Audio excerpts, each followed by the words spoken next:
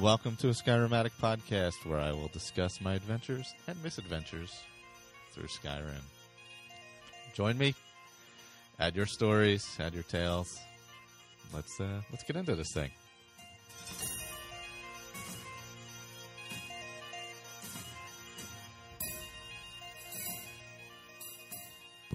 Hello, welcome back. Skyrim Addict podcast number 85. Returning from vacation. Victor and Colin took over last week.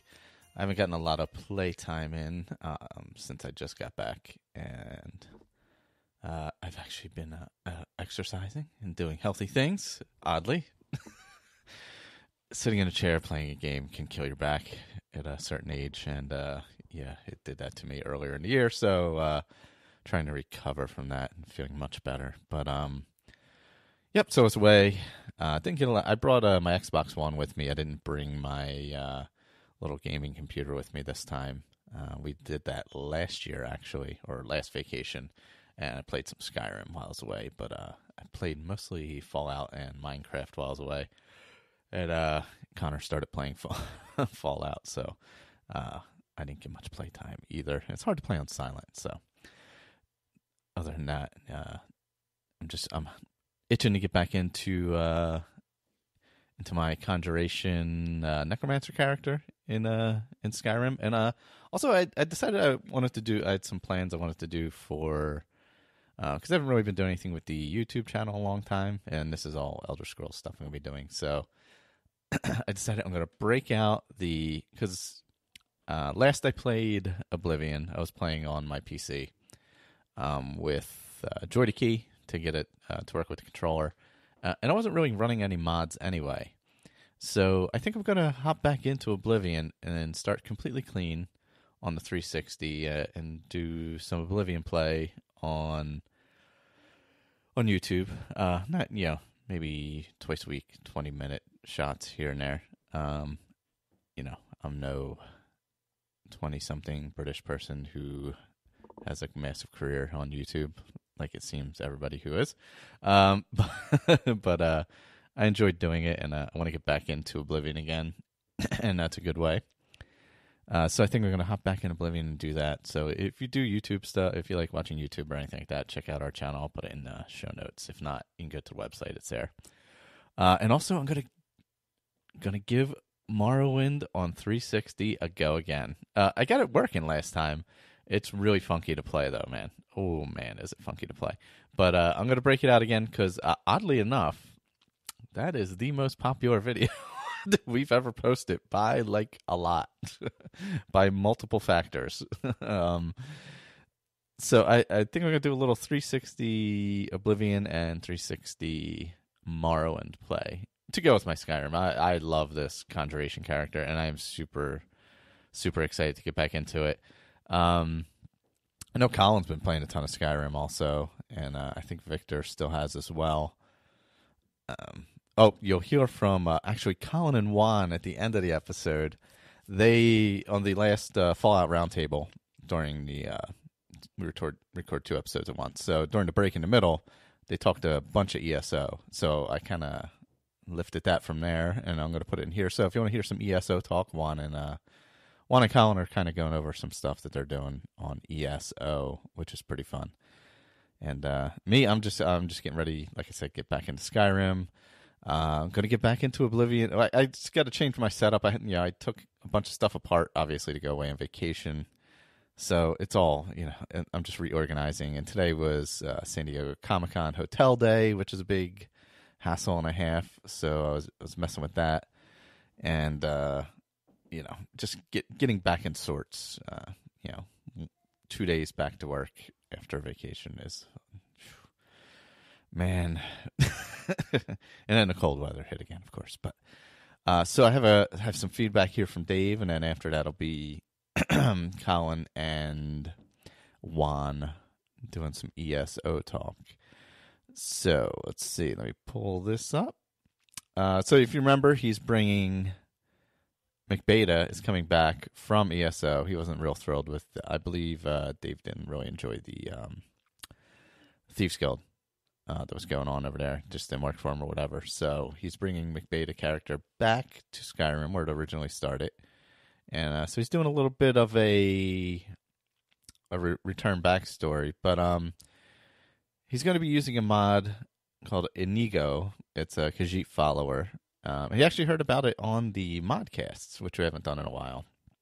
Victor was doing them with Blake and Colin. They're much better at modding than I am. But so he's going to be using the Inigo mod, but his Khajiit will be Yendigo, like YN instead of Inigo. Just for a little bit of immersion, I guess, to avoid issues. And he really likes the mod. So the comments by Inigo are priceless sometimes. I'm going to have to add that, especially like his first meeting with Lydia. I'm gonna have to add Inigo. I'm interested in checking that out. Right now I gotta remember where I am. I gotta get back on it. I know I added the Dark Brotherhood expansion mod, so I'll probably be going through that storyline coming up here with my hordes and hordes of conjured beasts and dragon priests and everything else. I definitely gotta get back into that. If some other little person in the house here is not taking up playtime. But yeah, look out for some Oblivion and some Morrowind coming up. I'm not sure when I'm gonna get to it exactly. I gotta reorganize my equipment down here, but that'll definitely be happening. So here we go. A Khajiit and a Friend. An extract from the Journals of McBeta Blackstone. I stared at the ceiling and thought, oh gods, my back still hurts along with my head and my arms and my legs. This bloody cure was becoming worse than the original wound, which was healed now. The priest had explained that the pain was the poison being drawn out of my system. All would soon be pain-free, he insisted. Not bloody soon enough, I thought. It's been 2 weeks since that bloody cat stuck a poison arrow in me. How could he go that to me, his friend? Some bloody friend. If I catch him drinking bloody skooma again, he's going to find it goes where the sun doesn't shine. The priest finally left me in peace. Wojida, the Argonian female, looked in on me to see if I wanted anything else before she left. She had brought me some food and water. She had been looking after me as a favor to the Dunmer woman, Makachia, who was paying for all this. She just said she knew Thane Makachia was a good person. Vikara said that the Thane had helped her in the past, and this was how she was helping repay her. Makachia. That name had a familiar sound. I'm sure I knew a Dunmer woman called Makachia. Wujida fed me potato soup with bread chunks, followed by some tepid water. After I'd finished, she said I was a good boy. God, I was probably older than her. Or then again, maybe not. Argonians are another really long-lived race, too, I remembered. Something to do with their cold blood. The sweet roll I had said to leave for later, still no alcohol until I was off those bloody awful tasting potions and I was forced to swallow twice a day. Wajida said if the medicine tasted bad, then it was good for me. Gods, that was a tale my mother told me. Wait, how did I know that? I eventually laid back to rest again. I thought to myself, where is that bloody Khajiit? He has to be around somewhere. Ah, my friend, you are waiting for me? Yes. Oh, my Khajiit voice is so bad. A familiar voice broke into my reverie. How in the hells of Oblivion does he do that? He munched at my sweet roll. Yendigo, you great useless bloody cat.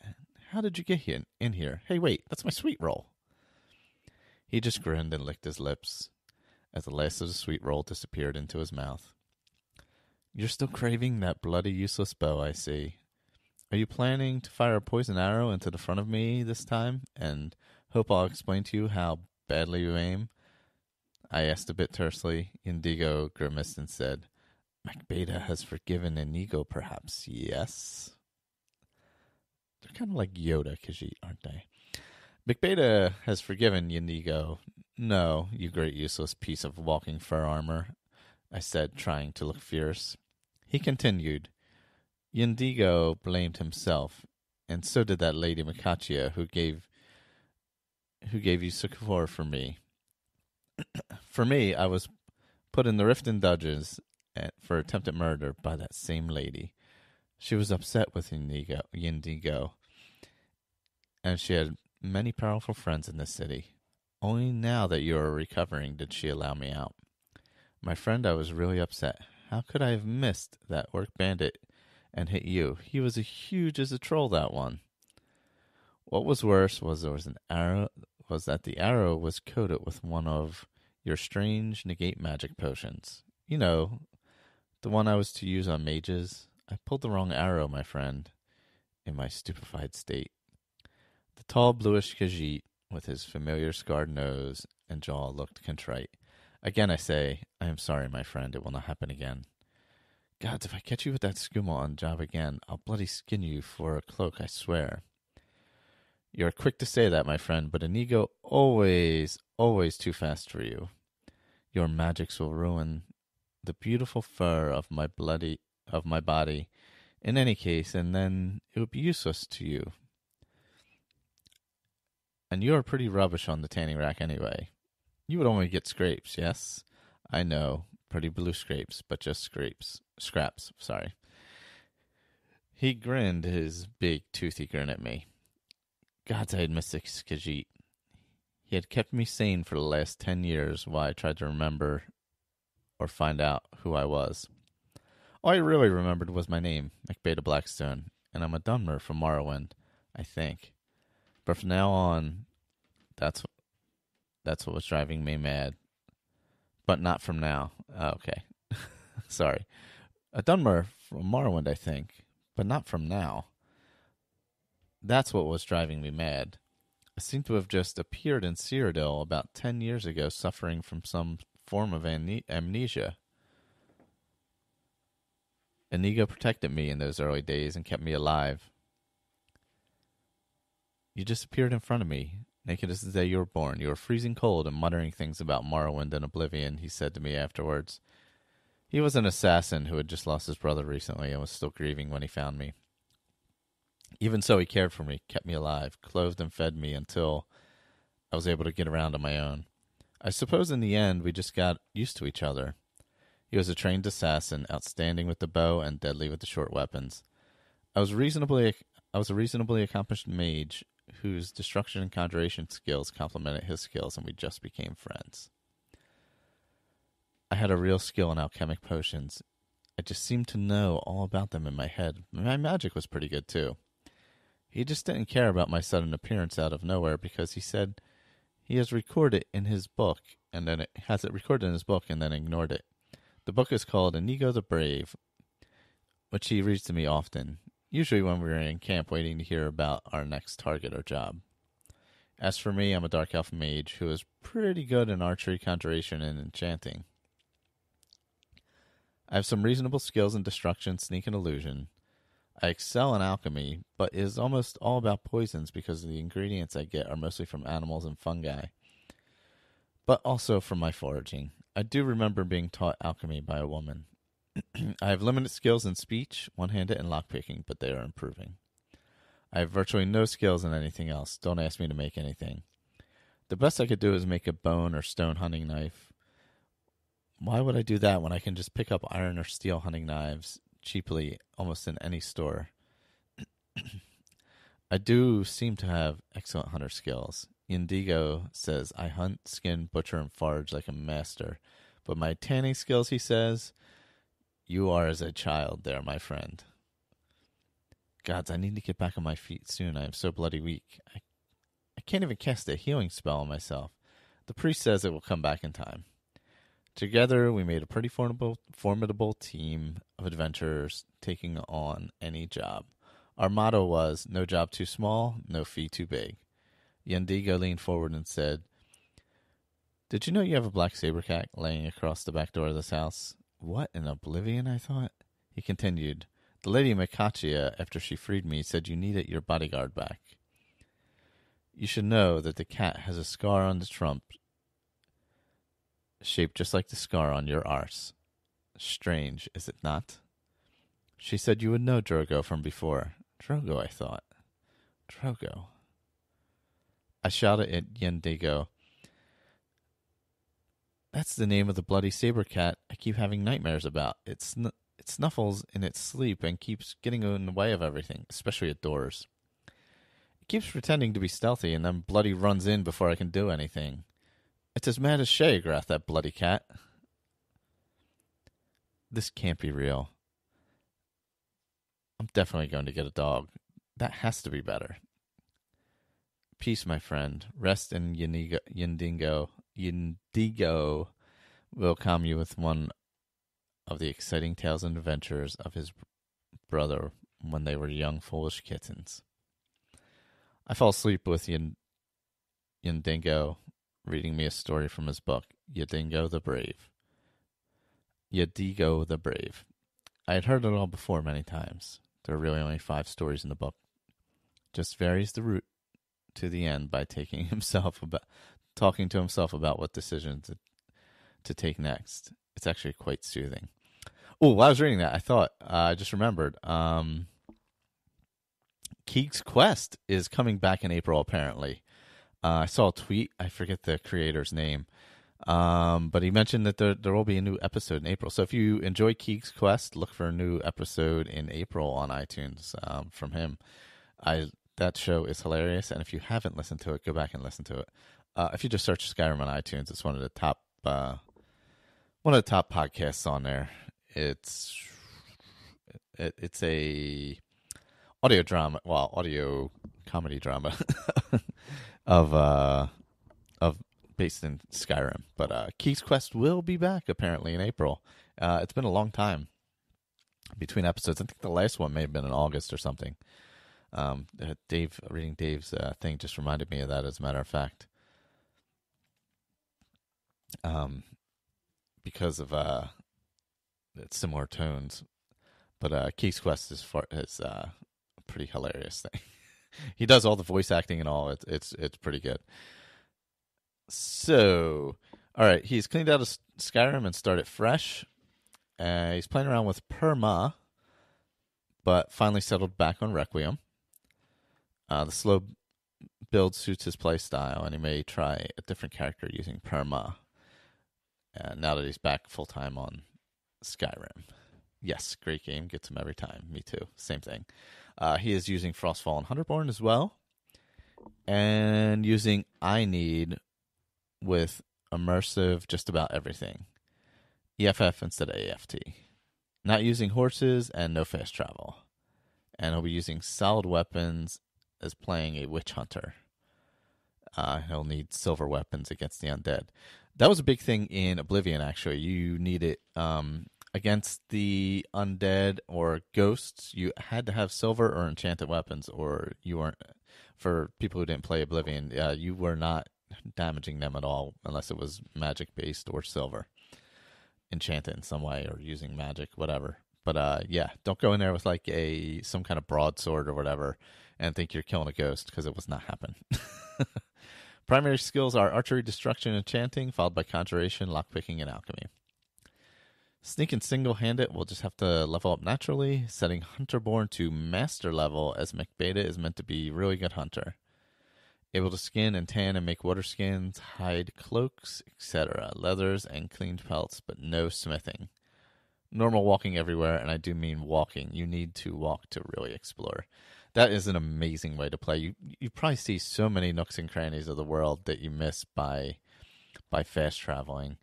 And all those mods just add so much to it. I'm definitely, once I'm done with this conjuration character, I'm definitely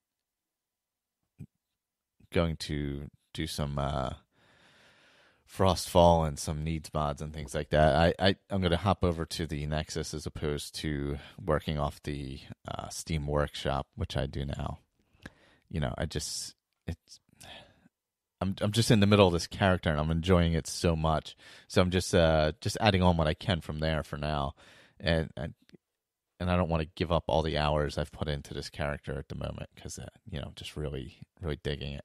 But so here's another extract from the Journal of Mech Beta Blackstone. Memories.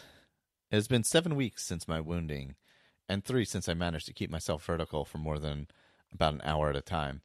Drogo, my saber cat, I suppose you could call him, wasn't as I remembered from my nightmares. He still lay across doorways, but now I really got the impression he was guarding it. Honeyside has 2 doors, and to begin with, he moved silently between the 2, as if confused to which one he should be guarding. Eventually, he settled on the door closest to my bed. It was actually comforting in a strange way. Yendigo and Drogo seemed to hit it off right from the start. Cat and mouse. Or cat and dog, sorry. No, wait. Yeah, saber cat. No, they're both cats. Duh. What am I thinking? Saber cat is a cat. They went hunting in the wilds just outside Riften, and often came back with fresh meat of some type. We certainly ate well enough, and I seemed to have developed a knack of cooking. It was almost as if I had the recipes in my head. Often the pair would sit together for hours on the balcony and read in the rear of the house, whilst that bloody Khajiit read his journal to Drogo. Drogo just lay there, snuffled away, looking in my direction occasionally, looking bored with his head resting on his paws. The occasional yawn and snuffle were forthcoming, too. I could almost imagine the paws going over the ears, though. I just got on with tanning whatever skins they brought back from their hunting. The clean pelts sold well. It was relaxing, and I was remembering more skills and experiencing what appeared to be old memories returning. Eventually, when boredom drove me out, I went with them to do normal things like hunting and foraging, and managed to practice my archery and magic. It was good to be up and about, and my skills were definitely returning. I collected ingredients for an alchemy student, Ingun Blackbriar, who had asked me if I could pick up some on my forays into the wilds. She seemed pleasant enough lass for an Imperial and was obviously quite talented. I got free access on any potions she put into her personal chest, so I got paid in a way. Elgrim, her alchemy master, seemed a crotchety old bugger, but very knowledgeable, if a bit absent-minded. His long-suffering wife, a nice lady, and I don't know how she put up with him at times. In the field, my magic was still weak and taking a long time to return. I thought about this a lot. Normally, negate magic poison was used to limit or stop the target's magicka, usually just before the target died. I hadn't died, so I was experiencing what happens to a mage when their magicka is damaged by the poison. I discovered it was not a pleasant experience. Magicka potions don't seem to help either. I need to investigate this in more detail when my power returns, if they ever do. I could still cast a couple of destruction spells, Fire Spark and Lightning. Fire Sparks was my strongest, and I focused on practicing this before all others. I could cast a much hotter flame with this spell. My conjuration spell, Bound Sword, lasted about 2 minutes, which was almost acceptable. More would come with the practice, but it did cost me too much magicka at times. On the other hand, my summoned skeletal soldier hardly lasted a few seconds, which was abysmal. Then again, the magicka cost was minimal. Yendigo would laugh and chortle at my antics with my skeleton warrior, saying, "It was just a waste of good magicka, yes?" I just ignored the full Khajiit, knowing that Boney would come good with practice. Where'd that bloody name come from? It seemed familiar. Using this amount of magicka meant I needed to create a lot of regenerate magicka or restore magicka potions. My alchemy skill had benefited from this, but always so slowly. There were a few suitable ingredients available in this part of the country. I started to explore Riften once. I felt accompanied by Yendigo for preference. Drogo was made to stay back at the house, usually sunning himself on the balcony at the rear. I discovered the canals and the infamous Ratway. This was meant to be the haunt of the equally infamous Thieves' Guild. Yendigo and I explored this warrens of tunnels, and I was surprised how many people lived or existed there. Nobody seemed to be bothered by us. It was almost as though they were accepted as part of them. We were accepted as part of them. I found it a bit disconcerting, to be honest. However, one day we headed down to the Ratway and along a passageway towards the bridge thing into the Ragged Flagon. We almost stumbled across a pair of louts who were up to no good by the sounds of it. When they heard us, the archer turned and attacked without warning. Out went Boney just beyond the archer and came up my bow, and Yendigo rushed forward with his sword. That fool Khajiit nearly got chopped by the warrior hiding in the corner. Luckily, he saw the great sword swing towards him, ducked and rolled forward, ending up behind the warrior. Boney and Yendigo both struck the warrior at the same time, and then Boney just collapsed as normal. His time was obviously up. Bloody Conjuration spell limits are going to be the death of me. Yendigo finished the job and then watched his bow ready as I fired my own adversary with my fire spark spell just after I had put an arrow in his thigh. Why not the knee? Gotta be the knee. That definitely slowed the daft sod down somewhat. I think we maybe need to get out of Riften for a while, I suggested. Yendigo, he nodded silent. I suggested to Yendigo. He nodded silently, and we were headed back the way we came, out of the Ratway. We discussed our route out of Riften over a drink during our evening meal. We eventually decided to head west towards Helgen and Whiterun. A bit of a walk, but we were in no particular hurry. It was late spring, and the weather seemed settled. Might even get the odd-paying job if we were lucky, I said to Yendigo as we settled down for last night's sleep in Riften for a while. Riften. Yeah, Riften's an odd town. You just can't really avoid anything that's going on there, you know? You just kind of end up in there. It's weird. Because I was listening to, I never really thought of it. I was doing a binge listen of classic Elder Scrolls off the record yesterday at work. I think it was Mike that was talking about it. How you have to like encounter all these people when you get into town, and it is kind of a little. I do find that a bit immersion breaking. It would be nice if you could just, because Riften is such a shady town, you should just be able to sneak in there and do whatever you want. It's like, yeah, it just breaks the immersion a bit. That's all. But maybe we'll see something a little different in 6. God, I'm hoping. I know it's not likely, but I'm hoping E3 and we get a 6 announcement. But I doubt it. I'm really more hoping for next year because I don't hold out a lot of hope for this year. But I do have 2 more for Dave. I'm actually going to save them for this weekend because I'll be recording in a couple days on the weekend. So I don't want to burn through everything right here, and I'm already at a half hour. So, and somebody has some homework to do, not me. So I'll be doing those 2 this weekend. And coming up, you'll be hearing, like I said, Juan and Colin talking some ESO. If you ever want to hop on the show, Skyrim Addict Podcast at gmail.com. And if you enjoy it, please leave a review on iTunes. That would be fantastic. We do have an Amazon link on the ASA podcasting page. If you click through there when you're buying stuff, just a small percentage comes this way. It goes towards the podcast.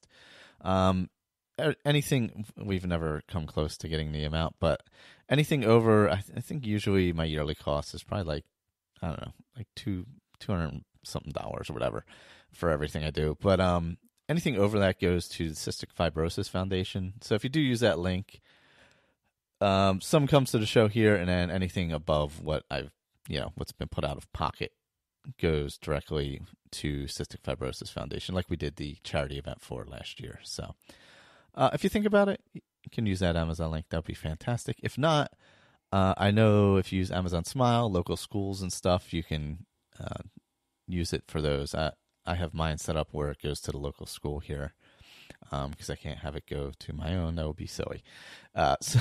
So anything I purchase, a percentage of that goes to the local school here. So even if you don't use this one, look into using any one, a charity, anything you like. It's a great little feature of Amazon, and like a couple percentage points will go of every purchase will go to whatever you put it towards. So check out that if you can. And that's all I got. Keep an eye out on YouTube for whatever I end up doing with Oblivion and Morrowind, and I'll be talking about it here. And I'll see if I can schedule with Victor and Colin and the guys. If anybody else wants to come on and talk some Skyrim, let me know, or anything Elder Scrolls. Just hit me up on the email or Twitter, Skyrim Addict Podcast on Twitter. Where else am I? Instagram, Skyrim Addict Podcast on Instagram, I believe. You can message me there if you want. I usually have that on. I haven't used it in a bit, but alrighty. That's all I got. Get ready for a little stolen ESO conversation. Yeah, I'm kind of with you though, Colin. I've kind of jumped back into ESO, not Skyrim, but I'm enjoying the Thieves Guild in there. I I'm haven't gonna make a gotten cup back of to coffee. I'll be ESO. back in here in just a second, fellas. Yeah, I'm gonna take a break too. I'll be back. Yeah, the Thieves Guild is a little more thiefy, if that makes sense. Yeah, that's why I haven't really, it hasn't really got a draw for me because my character Right. is not a bad guy. Well, I say bad guy, he's not a thief. So, I mean, I think his ledger main's 7, I think. Yeah, well, that's where mine's at right now because I had to pull one of my my old Nightblade, and I hadn't really done a whole lot because there really wasn't anything to do as a thief before. I mean, yeah, you could go around picking pockets and stealing, but there's like I didn't really see any benefit to it except just getting money. You know what I mean? Yeah, I mean, that ledger main thing had, they had some pretty good passives. Was it sneaking costs less stamina or something like that? Yeah. Um, I also built a set of Knight's Calling, I think it's the armor set is called, and when you have 5 pieces, you can actually run while sneaking. You can't sprint, but you can run. yeah, you You don't get the speed penalty. that's it. Yeah, it was. I think you need 2 traits. Two And traits together. that's all you need is 2 traits, so it's really nice. And then on top of that, I have some Julianus, 4 pieces of that. Wow, Julianus, is that where you have you gone to Rothgar? Yeah, that's in Rothgar. Yeah, I had the Briarheart stuff Okay. because I was doing because I'm maxing out my character and completely maxing him out, so I've got him to level 50 in everything apart from the bow, which is understandable. I hate the bow And in ESO. It's not fun. yeah, so apart from the bow and apart from the restoration stuff, so I've got him to level 50 in 2-handed, in 1-handed sword and shield, destruction staff, and dual wield. I just have So the bow. so you have the destruction staff up to 50. Wow, that's crazy. Yeah. Hmm. Yeah, and I've got heavy armor and medium armor up to 50. Just have to get light armor up to 50 now as well. I'm going to Okay. turn him into I'm going to cash in, because you can pay to get all your skill points back Yeah. and redistribute them. So I'm going How- to do that and How then much turn do him you have to into pay on yours? 'Cause I think for mine, 3,000 gold. Yeah, well, that's the first time you do it. Try and do it a second time, it goes up to like 10,000 gold. Oh, holy smokes! Okay, I didn't realize that it kept It's- going up it- every time. Yeah, it's 3,000 gold for your skill points. But if you want to change your attributes, your magic or your health and your stamina. Oh, I'm sorry. I thought you were talking about champion points. Oh no, champion points is 3,000. Your skill Okay. points is 3,000. But if you want to change your attributes as well, which is your magic, your stamina, and your health, Mm-hmm. that's 10,000 gold. Okay, because I thought that was just all based on how many points you actually had. No, you can sort of like invest them wherever you want. Okay, well, no, I thought the cost was based on how many actual points you have to distribute. So, okay. I think it's always the same. But Uh-huh. if you go to the Crown store, you can Mhm. buy a scroll to refund them all for, I think it's like 1,000 crowns. And seeing as Okay. I get like 1,000 crowns a month I think you because get I'm 1,500, right? English. Because it's you pay $15 a month, so it should be 1,500 crowns. I don't pay $15. It's in English money. So was Right. it £8? So it was probably 800 crowns.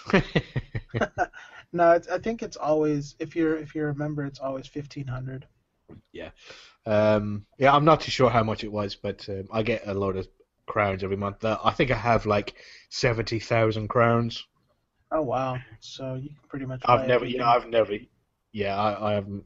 The only thing I bought was the Corso horse, the black Hmm. horse or the flame horse, whatever it's called. I can't remember. I haven't been in a while. Basically, the flaming horse. Right, and you said you bought all the armor. What are those called? The motifs. No, no, I haven't bought them all. I've found most of them. Oh, okay. Did I buy one? Because I thought you said you purchased like the ancient elf and stuff like that, because No, you had all these. no, I sold it. Oh, I found one and then I found another one. I was boasting because I found one and then I sold it for like 15,000 gold. No, wow. 50,000 gold I think it Where did was. you find that? You find them in Dwemer ruins. Go in and you know the little tiny pots. Yeah, well, in the Dwemer ruins, I always find the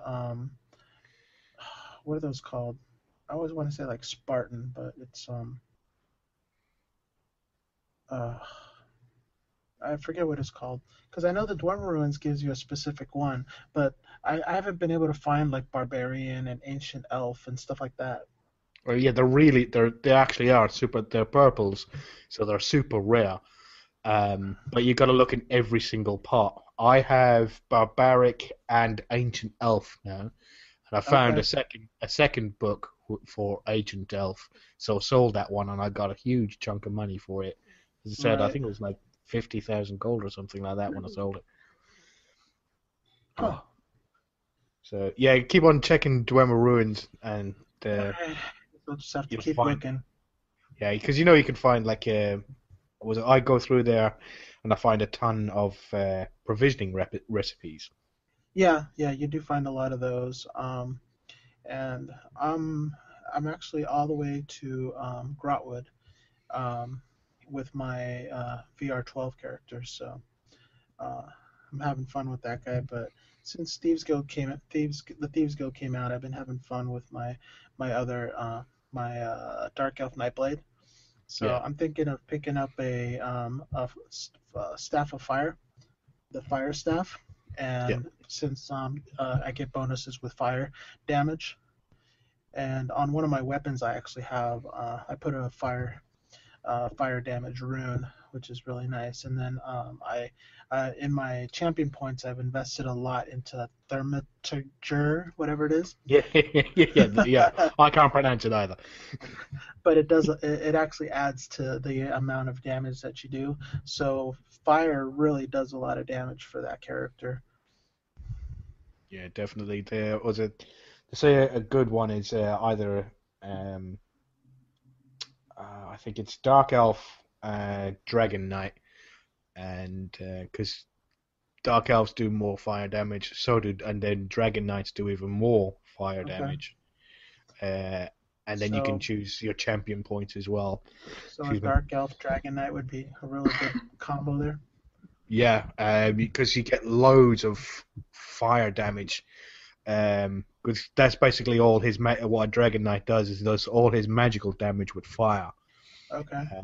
And you've even got one which it drops down as standard, and basically it nearly it says that it gives you back like 30% of your magicka or something like that. Hmm. But with all the other passives, you're doing so much magic damage in one shot against these enemies that are surrounding you that with all it basically it gives you all your magicka, all your stamina, and all your health back in one move. Wow, that is nice. It So does. basically, you just sit there and just keep doing that same thing. Well, no, that's your ultimate. Your And standard is your ultimate. oh, okay. So you got to build that up. You Okay. gotta you build that up, but then once you drop that down, that just builds your, as I said, everything, all your stats back up because you have all the passives. I have all the passives from the heavy armor and all the passives from the magicka damage. That when you do a certain amount of damage with magicka, it gives you back more magicka. And Did you gives also you, build up your fighters guild? The passives in the fighters guild? Yes, I got those as well. Yeah, I've got them all apart from the ones where you can get bounties in Cyrodiil because I'm rarely in Cyrodiil. Yeah, so when one of those gates opens up, you probably just dominate. Yeah, Yeah, go ahead. No, go on.